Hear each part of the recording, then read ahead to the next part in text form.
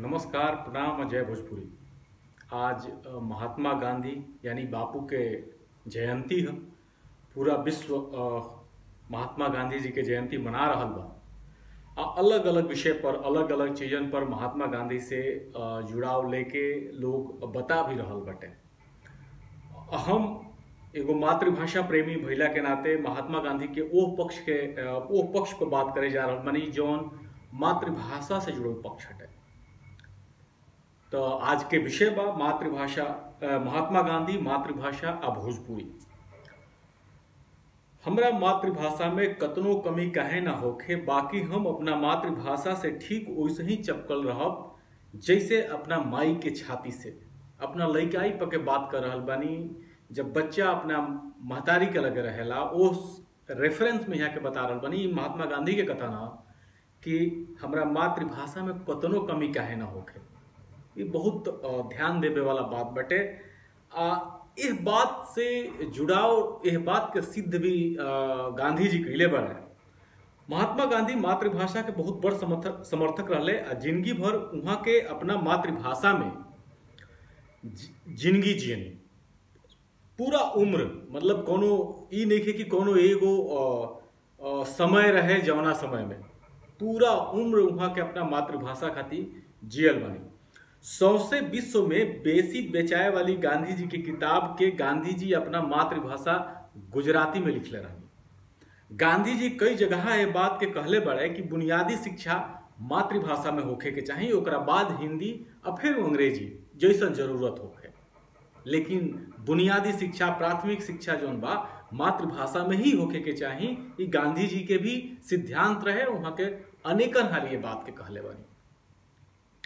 भारत के 3 गो किताब विश्व में सबसे बेसी बिकाइल बड़ी स, मतलब भारतीय किताब हो स, लेकिन विश्व में सबसे ज्यादा बेचाए वाली जो टॉप 3 गो भारतीय किताब बड़ी स, ओकरा में कौन कौन किताब बिया? तो तुलसीदास के रामचरितमानस जौना के भाषा अवधी है, रविन्द्रनाथ टैगोर के गीतांजलि जौना के भाषा बंगाली है, और महात्मा गांधी के सत्याना प्रयोगो अथवा आत्मकथा जो उनकी गुजराती है। गांधी जी के यह किताब हिंदी अनुवाद सत्य का प्रयोग अंग्रेजी में माई एक्सपेरिमेंट विथ ट्रूथ नाव से आई बा। हमनी के हमेशा सत्य के साथ प्रयोग या सत्य के प्रयोग, चाहे माई एक्सपेरिमेंट विथ ट्रूथ ही सुन ले बानी जा, जो उनकी हिंदी अंग्रेजी वर्जन है। बाकी सत्याना प्रयोगो के नाव जौन बा, सत्याना प्रयोगो अथवा आत्मकथा की शीर्षक हटे। और वह सब ए वीडियो में वो किताब के कवर भी देख सकें।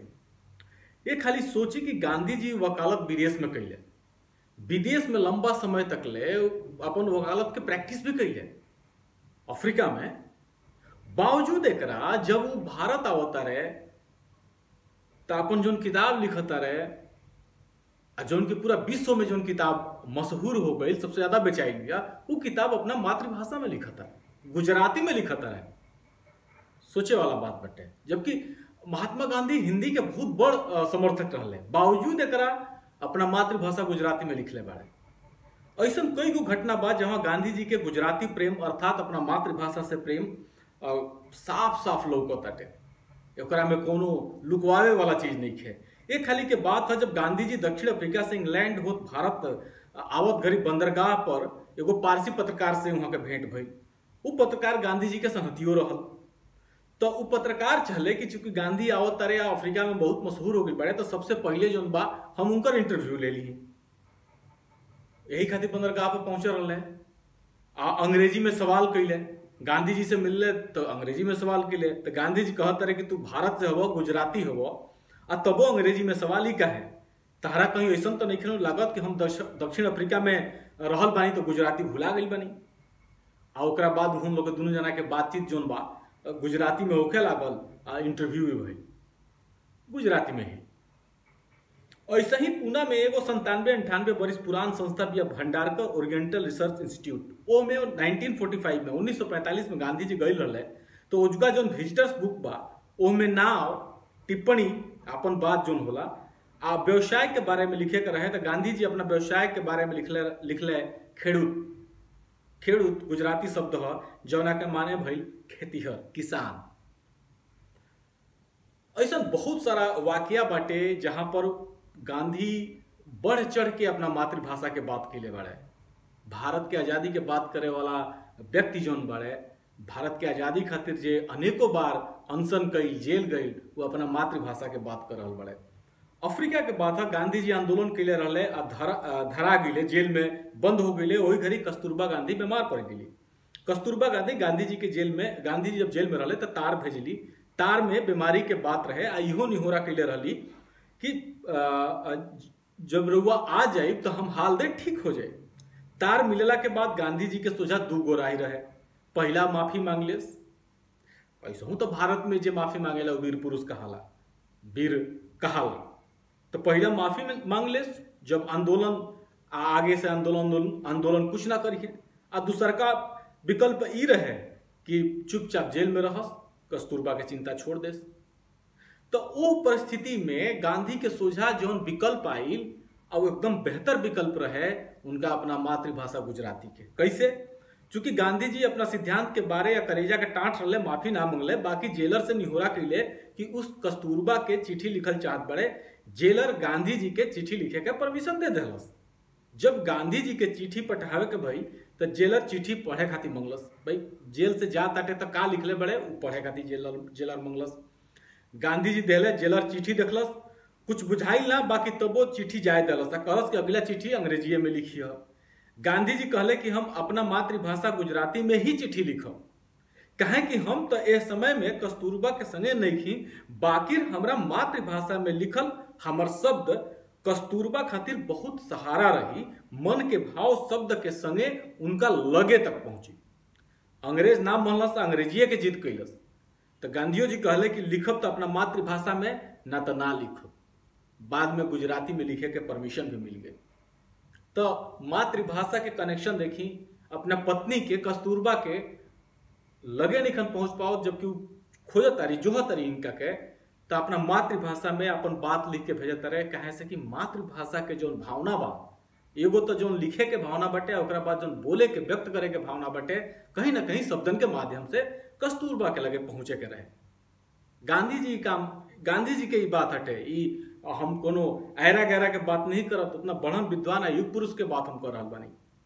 मातृभाषा से जुड़ल एगो और वाक्या बा कि दिसंबर 1915 में महात्मा गांधी सूरत जिला के संग्रामपुर में जैन विद्यार्थियों की ओर से स्थापित पुस्तकालय के उद्घाटन समारोह में पहुंचे रहे। ये उद्घाटन समारोह के शुरुआत में एगो छात्र जोन बाटे, एगो विद्यार्थी अंग्रेजी में भाषण कैलस, दूसर का विद्यार्थी अंग्रेजी में निबंध पढ़लस। बाकी गांधी जी के जब बोले के मौका आयल तो वहां के गुजराती में बोलली। गांधी जी कहले कि जे नवहा ई कहत बा कि हमनी के आपन विचार अपना मातृभाषा में ना प्रकट कर सके नहीं जा, ओ नवहा लोगन से हम ये नहीं हो रहा करब कि रउआ सब अपना मातृभाषा खातिर बोझ बानी। भोजपुरिया लोग ध्यान दे, जे नवहा ई कहत बा कि हमनी के अपना आपन विचार अपना मातृभाषा में ना प्रकट कर सके नहीं जा, ओ नवहा लोगन से हम ये नहीं हो रहा करब कि रउआ सब अपना मातृभाषा खातिर बोझ बानी।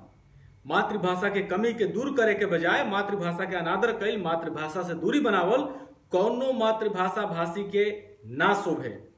महात्मा गांधी आगे प्रण दिया उत कहले कि जब भाषा के लेके कोनो दूसर उपाय बाच नहीं खे जात, कोनो दूसर उपाय नहीं खे, तबे अंग्रेजी बा दूसर भाषा के प्रयोग करे के चाहिए, ना तो हमेशा अपना मातृभाषा के प्रयोग करे के चाहिए। सूरत से मणि भाई व्यास की ओर से प्रस्तुति जानकारी द्विवेदी जी मार्च 1916 के सरस्वती पत्रिका में लिखले रहनी।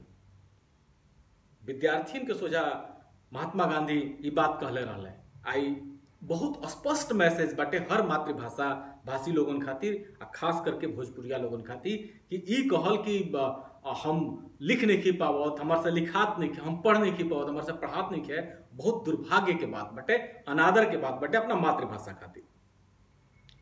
गांधी के चर्चा जब मातृभाषा के लेके हुई तो गांधी के चंपारण यात्रा पर बात जरूर हुई। कुछ एक चीजन के ध्यान रखे के जरूरत बा। चंपारण में महात्मा गांधी किताब में डॉक्टर राजेंद्र बाबू लिखले बानी, आई किताब तथ्य पर लिखाई बाटे, मने कोनो हवा में कल्पना के बात ना है। एकरा में चिट्ठी पत्री सब बाटे किताब में।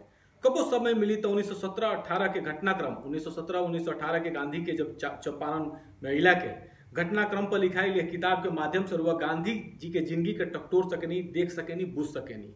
वो पत्र के माध्यम से जो जवाब सवाल हो रहा बा अधिकारियों से, लोगन से हो रहा बा जो बातचीत, वो आधार पर वह गांधी के मूल्यांकन वो 1 साल के भीतर ही भीतर में ही रुआ कह सके नहीं। बहुत लंबा चौड़ा इतिहास पढ़े के जरूरत नहीं क्या गांधी खातिर। कुछ बात जौन हम एजुगा राखल चाहब वो गांधी से भोजपुरिया लोगन के प्रेम के बुनियाद से जुड़ल बात बटे, जौना कर रउआ सब एहसास कर सकेनी, महसूस कर सकेनी। भले आज वो तरावट जिंदा नहीं है, बाकी तब के स्थिति के समझ सकेनी। पहला तो राजकुमार शुक्ल जी सब लोग जाना था, भोजपुरिया लोग बहुत बढ़िया से जानता थे। राजकुमार शुक्ल जी के ही लगातार कोशिश रहे कि गांधी जी चंपारण नहीं ले। वो लगातार कोशिश में वो पत्र के जिक्र जरूर कल चाहब जो राजकुमार शुक्ल जी 27 फरवरी 1917 के गांधी जी के लिखले रहे। और वो में शुरुआत एगो शेर के संगे रहे। एगो शेर रहे, किस्सा सुनते हो रोज औरों का, आज मेरी भी दास्तान सुनो। राजकुमार शुक्ल जी लिखले रहे। वो पत्र भी बाकायदा एक किताब में अंकित बाटे। ऐसे तो चिट्ठी के बाद भी गांधी जी चंपारण पहुंचले ना, बाकी चंपारण जाए राजकुमार शुक्ल जी से मिले के बुनियाद यही पाती से बनल बा। यही के जवाब गांधी जी लिखले रहे, कलकत्ता जाए के बेर हम आई जुगा भेंट हुई। बाकी कुछ ऐसा घटनाक्रम भइल कि वो ना पहले कलकत्ता के जो उनकर अथी रहे। आ फिर अगला बार दोबारा जो बा राजकुमार शुक्ल जी एक जना के भेजलन और वो जाके बतौले, फिर उसके बाद वो दोबारा आई बड़े। दूसर का बात सुनी, जब गांधी जी 14 अप्रैल 1917 के मतलब एक 12 या 13 अप्रैल के वहां के आ गए रहनी पटना, ओकरा बाद मुजफ्फरपुर। आ 14 अप्रैल 1917 के मुजफ्फरपुर से चंपारण खातिर दोपहरिया के गाड़ी से जाए वाला रहनी। तो मुजफ्फरपुर में लोगन के बहुत बड़ जुटान भई, लोग मिलत जुलत रहे गांधी से। तो गांधी जी ओजुए लोगन से कहनी कि भाई हमरा एगो दुभाषिया चाहिए। अब दुभाषिया काहे खातिर भैया, ये तो हिंदी के उपभाषा हो। गांधी हिंदी जानता रहे, बाकी ना गांधी के मालूम रहे कि भोजपुरी अलग है, हिंदी अलग। उनका दुभाषिया चाहिए। जे लोग रहे भोजपुरिया क्षेत्र के, जे बेतिया चंपारण के लोग रहे, वो लोगन के बात, वो गरीब गुरबा के बात सुने के रहे उनका। तो वो लोगन के जो भाषा रहे वो तो देखे वाला रहे कि कैसन रहता लो, का करता लो। बाकी का वो अनुभव से का कष्ट वहां लोग के भइल बटे, वो कष्ट के सुनल चाहत रहे वो लोगन के मुहे ये ऐसे दुभाषिया के मांग के। तो ई भाषा के लेके, मातृभाषा के लेके गांधी के सोच रहल बा। महात्मा गांधी जी के चंपारण यात्रा के समय के ई वाक्य सब केहू के जाने के चाहिए कि जवन वहां के स्थिति देख के गांधी जी कहले रहनी। एगो बहुत बहुत जरूरी शब्द बाटे जो आजो खातिर जरूरी बा। जब इन लोगों की दशा सुधरेगी तभी भारतवर्ष को स्वराज्य होगा। चंपारण के लोगों के देख के ये बात कहले रहे महात्मा गांधी। तीसरका बात, गांधी जी से भोजपुरिया लोगन के प्रेम कबो बनावटी नहीं खे रहल। आखिर भोजपुरी लोग गांधी खातिर सोहर झूमर से लेके साहित्य तक ले काहे रचलस। गांधी जी के नाव पर सोहर, झूमर, बिरहा, मतलब भोजपुरी लोक साहित्य के जितना भी विधा बाटे, हर विधा में गांधी खातिर रचना भइल बाटे। एकर जवाब गांधी के चंपारण यात्रा में मिल जाला। गांधी चंपारण के लोगन से कई वादा के क्रियान्वयन जब शुरू कैले, मुकदमा हटे लागल, बहुत बवाल शुरू भइल। गांधी लीड करे लगले, वकीलन के जत्था लग गई, अंग्रेजन के खिलाफ लोगन वकील खड़ा होत गईले लोगन के आवाज बन के। तो जब लोग देखल से चीज के तो ओकर विश्वास गांधी में और बढ़ गए। पहले तो सुनले रहे, अब देखत रहे। अतना ले कि 22 अप्रैल 1917 के गांधी जी जब बेतिया चौंकले तो हजारन के संख्या में लोग जुट गए। बेतिया स्टेशन से जब घोड़ा गाड़ी पर गांधी जी बैठले तो लोग घोड़न के हटा के खुद गाड़ी खींचे लागल।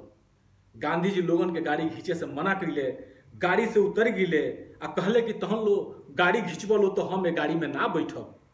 लोग हटल तो गांधी जी गाड़ी में बैठ गिले, घोड़ा लगावल गई गाड़ी के संगे।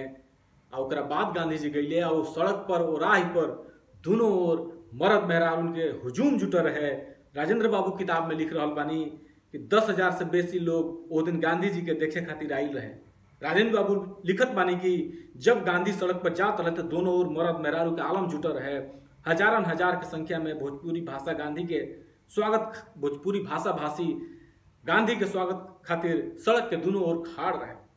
तो ई रहे गांधी के मातृभाषा प्रेम आ भोजपुरिया लोगन के गांधी से प्रेम। अपना मातृभाषा के अनादर मत करी, जितना हो सके अपना मातृभाषा में लिखल करी, बोलल करी। जब कोनो उपाय ना बाचे तब हिंदी, अंग्रेजी व अन्य भाषा के प्रयोग करी।